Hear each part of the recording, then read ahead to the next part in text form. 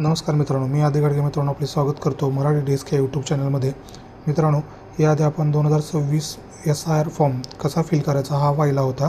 तर आज आपण पाहणार आहोत SIR फॉर्म जो फिल केलेला ऑनलाईन तो BLOकडे सबमिट झाला आहे का नाही, तर ते ऑनलाईन कसं चेक करता येईल हे आज आपण पाहणार आहोत। तत्पूर्वी आपण चॅनलवरती नवीन असाल तर चॅनलला सबस्क्राईब, लाईक आणि शेअर करायला विसरू नका। तर चला व्हिडिओला सुरुवात करू। आपण याआधीचा जर व्हिडिओ पाहिला नसेल तर आपल्या चॅनलवरती तो व्हिडिओ भेटून जाईल, तो व्हिडिओ नक्की बघा आणि तुमची SIR फॉर्म भरण्याची प्रोसेस कंप्लीट करा।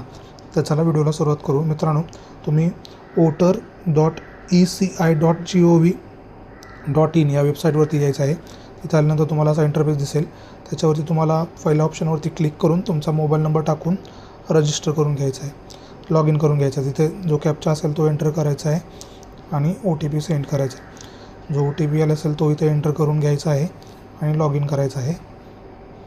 OTP एंटर करून घेऊ आणि लॉग इन करू। लॉग इन झाल्यानंतर तुम्हाला असा इंटरफेस दिसेल। तुम्हाला इथून तुमचं राज्य निवडायचं आहे। राज्य निवडल्यानंतर तुम्ही कोणताही ज्याचा तुम्हाला SIR झालं आहे का नाही ते चेक करायचं असेल तो इथं त्याचा वोटर ID नंबर टाकून सर्च करायचा आहे। सर्च केल्यानंतर तुम्हाला असं खाली दिसेल, your form has been already submitted. जर काही अडचण असेल तर BLOकडे कॉन्टॅक्ट करायचं आहे।